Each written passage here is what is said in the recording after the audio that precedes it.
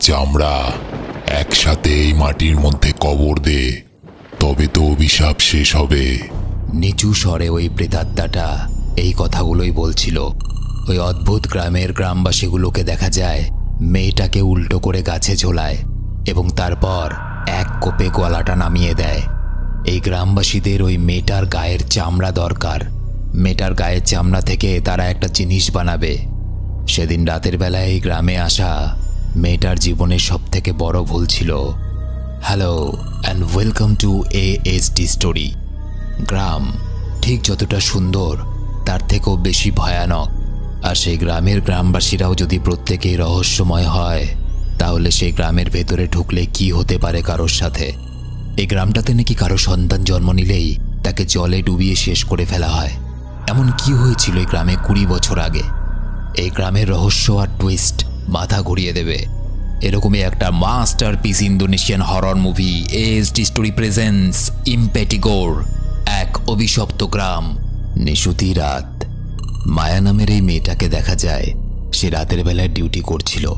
Toll booth কালেক্টরের চাকরি করে সে। কাজের একঘেয়েমি কাটানোর জন্য সে তার বন্ধু, যার নাম ডিনি, তার সঙ্গে রাতের বেলায় ফোনে কথা বলতো। ডিনিও একটা অন্য টোল বুথে কাজ করত। রাত তখন 3টে। এই সময়টাকে রাতের মধ্যে সবথেকে অশুভ সময় হিসেবে বলা হয়। মায়ার সামনে একটা গাড়ি এসে থামে। এই গাড়িটা মায়া আগেও বহুবার দেখেছে। গাড়ির ভেতরে থাকা একটা লোক অস্বাভাবিকভাবে তার দিকে তাকিয়ে জিজ্ঞেস করে, তোমার নাম কি রাহায়ু? মায়া রেগে গিয়ে বলে, আমার নাম মায়া। কেন, তোমার কি? লোকটাকে দেখা যায় সে আবার ঠান্ডা গলায় জিজ্ঞেস করে, তুমি কি হারজোসারি গ্রামে থাকো? আর তোমার বাবার নাম কি ডন ওয়াংসু? মায়া কোনো উত্তর না দিলেও বুঝতে পারে যে লোকটা তার ব্যাপারে অনেক কিছুই জানে। লোকটা কেমন একটা ভাবে নিজের গাড়িতে যায় এবং কিছুক্ষণের মধ্যেই দেখা যায় লোকটা একটা অস্ত্র হাতে নিয়ে মায়ার দিকে ছুটে আসে। মায়া ভয়ে আতঙ্কিত হয়ে পালানোর চেষ্টা করে। দুর্ভাগ্যবশত লোকটা তাকে ধরে ফেলে। মায়ার পায়ের এক জায়গায় লোকটা সেই অস্ত্র দিয়ে কাটার চেষ্টা করে এবং তলোয়ার উঠিয়ে চিৎকার করে বলে, আমরা চাই না তোমার পরিবারের রেখে যাওয়া অভিশাপ আমাদের উপরে আসুক। ঠিক তখনই সেখানে পুলিশ চলে আসে এবং গুলি করে লোকটাকে মেরে ফেলে। কালের নিয়মে কেটে যায় অনেকগুলো মাস।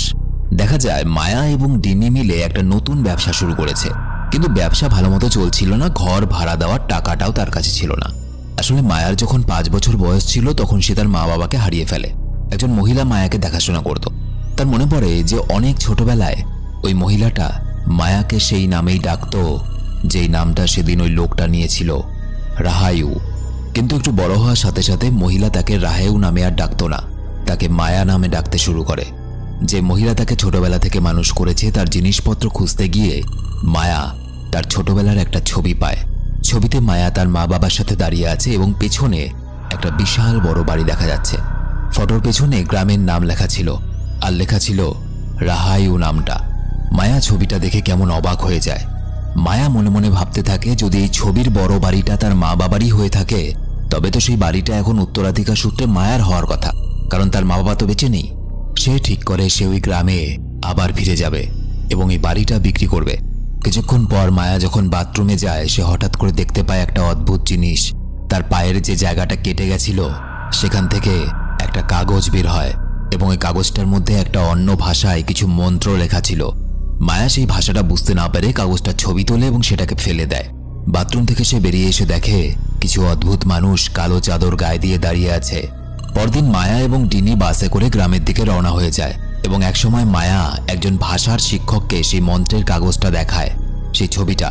শিক্ষকটা কেমন ভয় পেয়ে বলে, এই মন্ত্রটা তো পুরনো জাপানিজ ভাষায় লেখা, কোনো কালো শক্তি বা কোনো এক কালো জাদুর দ্বারা লেখা হয়েছে। এই মন্ত্র মানুষকে তাদের আত্মা থেকে দূরে রাখে। সে গ্রামে যাওয়ার সময় মায়া একটা অদ্ভুত জিনিস দেখে। মাঝরাতে জঙ্গলের মধ্যে 3টে বাচ্চা মেয়ে দাঁড়িয়ে আছে। কিন্তু অবাক ব্যাপার, ডিনিকে এই দৃশ্যটা দেখানোর চেষ্টা করলেও ডিনি কিন্তু এই দৃশ্য দেখতে পায় না। পরদিন সকালবেলায় তারা একটা ঠেলা চালকের সাহায্যে ওই গ্রামে পৌঁছায়। ঠেলা চালক কেমন একটা অদ্ভুত গলায় বলে, আপনারা জানেন এই গ্রামে খুব কম মানুষ থাকে, কখনো যদি কোনো বিপদে পড়েন আমায় ফোন করবেন। মায়া এবং ডিনি সেই গ্রামের প্রধানের বাড়িতে যায়।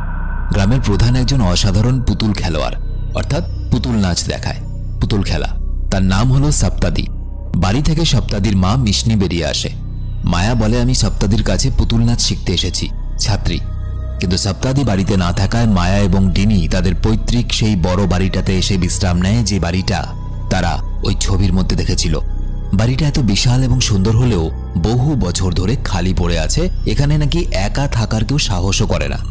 বাড়িটা নিজেই যেন কেমন একটা রহস্য বহন করে নিয়ে চলেছে বছরের পর বছর ধরে।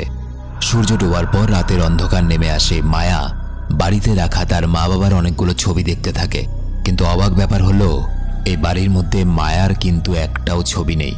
ঠিক তখন বাইরে কিছু আওয়াজ শোনা যায়।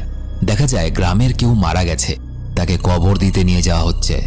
গ্রামবাসীরা সেই মৃতদেহ কবর দিয়ে চলে যাওয়ার পর মায়া এবং ডিনি সেখানে গিয়ে মায়ার মা বাবার কবর খুঁজতে থাকে, কিন্তু তারা অবাক হয়ে যায় যখন তারা দেখে সেখানে এমন এমন শিশুর কবর দেওয়া আছে যে শিশুগুলোর জীবন 2 দিনেরও বেশি হয়নি।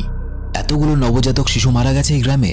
কবরস্থান থেকে বেরোনোর সময় তারা দেখতে পায় একটা জায়গায় মায়ার বাবার নাম ঠেকে দেওয়া হয়েছে। ডিনি মায়াকে বলে, হয়তো গ্রামবাসীদের সঙ্গে তোমার বাবার সম্পর্ক ভালো ছিল না। রাত আরো গভীর হয়। তারা দুজনে মিলে সেই বড় বাড়িটাতে বিশ্রাম নেয়। মাঝরাতে হঠাৎ কিছু আওয়াজে মায়ার ঘুম ভেঙে যায়। পাশের বাড়িটা থেকে একটা শব্দ আসছিল। সেই বাড়ির ভিতরে যা হচ্ছিল তা ছিল ভয়ঙ্কর। একটা মা সদ্যজাত একটা সন্তান জন্ম দিয়েছে, তবুও পরিবারের সবাই শিশুটাকে দেখে হতাশ হয়ে পড়ে। কেন? দেখা যায় এক ভয়ঙ্কর দৃশ্য। গ্রামের প্রধান সপ্তাদি শিশুটাকে নির্বিকারভাবে জলের মধ্যে ডুবিয়ে মেরে ফেলছে। রাত শেষে দিন হয়। মায়া এবং ডিনি দেখে গ্রামবাসীরা আবারও একটা মৃতদেহ নিয়ে কবরস্থানের দিকে যাচ্ছে। তারা অবাক হয়ে যায়। কাল রাতেই তো একজন মারা গেছে, সকালের মধ্যে আরেকজন মারা গেল। এরপর দুজনে গ্রামবাসীদের পিছু করতে করতে সেই কবরস্থানে পৌঁছে যায়। গ্রামবাসীরা তাদের দিকে কেমন যেন আজবভাবে তাকাচ্ছিল। মায়া এবং ডিনি সেখান থেকে চলে যেতে শুরু করলে সেই সময় সপ্তাদি তাদেরকে থামিয়ে দিয়ে বলে, তোমরা কে? আগে তো এই গ্রামে দেখিনি। তারা দুজন নিজেদেরকে স্টুডেন্ট হিসেবে পরিচয় দেয় এবং এটা শুনে সপ্তাদি তাদেরকে নিচের বাড়িতে গিয়ে কথা বলার আমন্ত্রণ জানায়। মায়া ডিনিকে বাড়ি যেতে বলে এবং নিজে কিছু খাবার আনতে বাজারে যায়। সেখানকার এক দোকানদারের কাছে জিজ্ঞেস করলে দোকানদার কেমন একটা মুখ করে বলে, জানো না এই বাড়িটা কেন ছেড়ে দেওয়া হয়েছে? কারণ এই বাড়ি থেকে একসময় ভয়ানক রোগ ছড়িয়ে পড়েছিল আমাদের গ্রামে। দোকানদারের নাম রতীশ। ডিনি বাড়িতে একাই ছিল। হঠাৎ দুজন গ্রামবাসী তার সাথে দেখা করতে আসে এবং বলে, এই বাড়িটা অনেক পুরনো, এটা তোমাদের জন্য নয়, তোমরা অন্য জায়গা খুঁজে নাও। ডিনি তাদের থেকে জানতে পারে যে গ্রামের প্রধান সপ্তাদির কাছে এই বাড়ির সমস্ত কাগজপত্র আছে এবং সপ্তাদি রাহায়ু নামে একটা মেয়ের জন্য অপেক্ষা করছে। সপ্তাদি বাড়ির কাগজপত্রগুলো রাহায়ুকে দিতে পারলে সে একটা দায়িত্ব থেকে মুক্তি পাবে। ডিনি হঠাৎ করে মিথ্যে কথা বলে। সে বলে, আমার নামই রাহায়ু।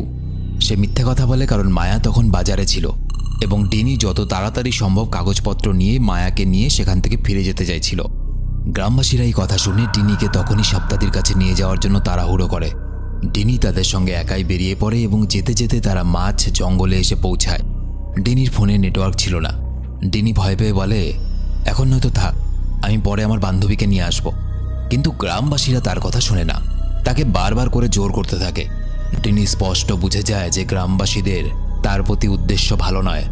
সে কিছু না ভেবেই জঙ্গলের মধ্যে হঠাৎ করে পালাতে শুরু করে, কিন্তু গ্রামবাসীদের কাছে ধরা পড়ে যায়। ডিনি কাঁদতে থাকে। একটা গ্রামবাসী তার মাথায় আঘাত করে তাকে অজ্ঞান করে দেয়। গ্রামবাসীরা ডিনিকে নিয়ে কি করতে চাইছিল?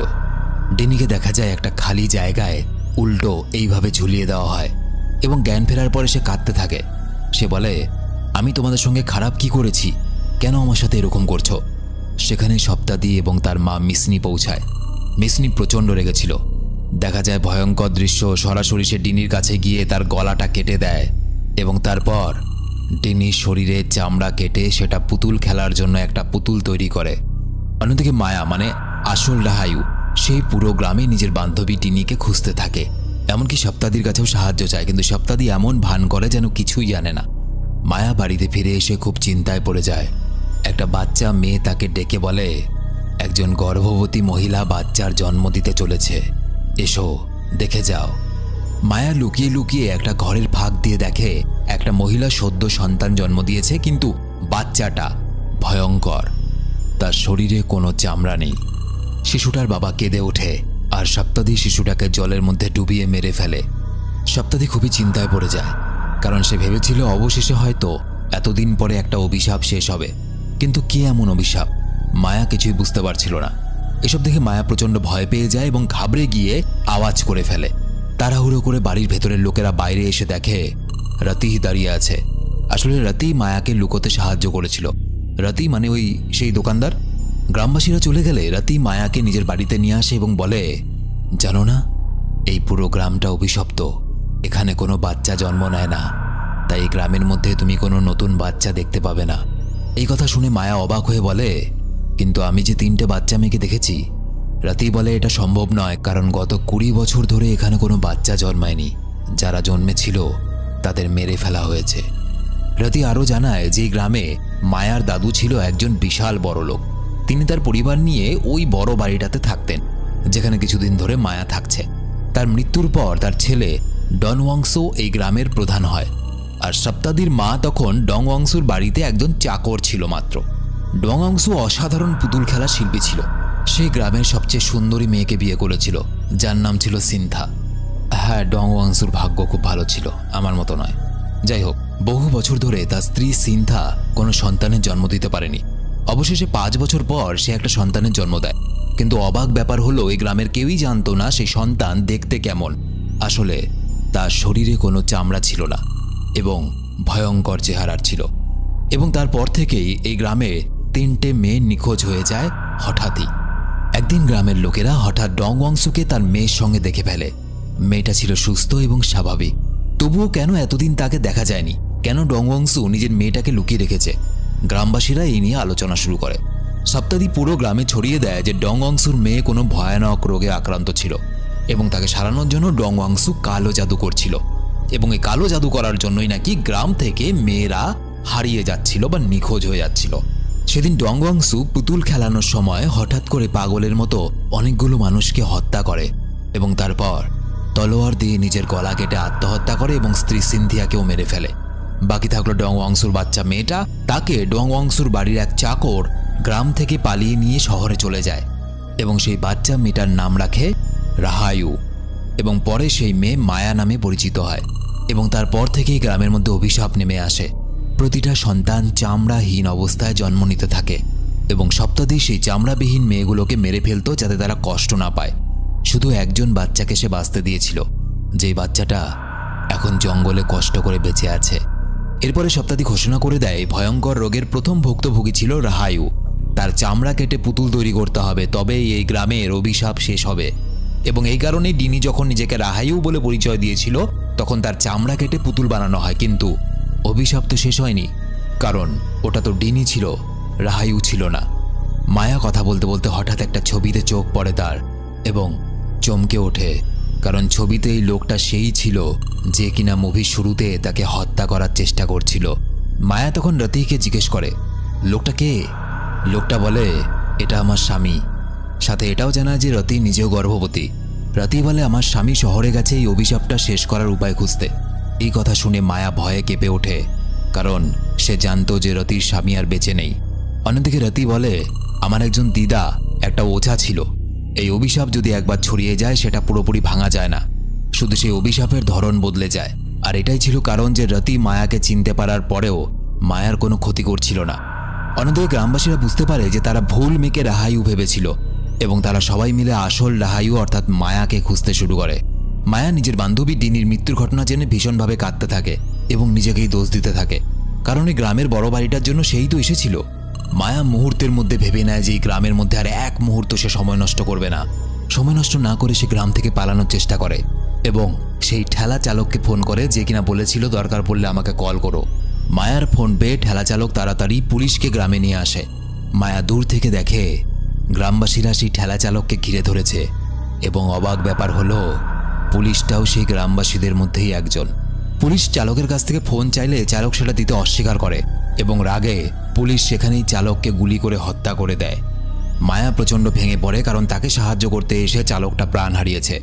মায়া তাড়াতাড়ি বুদ্ধি করে নিজের ফোনটা জঙ্গলের একটা অন্য দিকে ফেলে দেয়, যাতে গ্রামবাসীরা ফোনের আওয়াজ শুনে ভুল পথে তাকে খুঁজতে বের হয় আর মায়া এদিক দিয়ে পালাতে পারে। এই সময় মায়া রতিকে তার স্বামীর মৃত্যুর আসল ঘটনা খুলে বলে দেয় এবং রতি পুরোপুরি ভেঙে পড়ে, কারণ তার জীবনে অন্য কেউ ছিল না। মায়া বারবার তার কাছে ক্ষমা চাইলেও মায়ার সময় ফুরিয়ে আসছিল, তাই সে আবার পালানোর চেষ্টা করে। পালাতে পালাতে মায়া মাঝ জঙ্গলে একটা গাড়ি পায় এবং সে গাড়ি চালকের সাহায্য নেয়। কিন্তু গাড়ি চালক হঠাৎ একটা ভয়ঙ্কর দৃশ্য দেখতে পায়।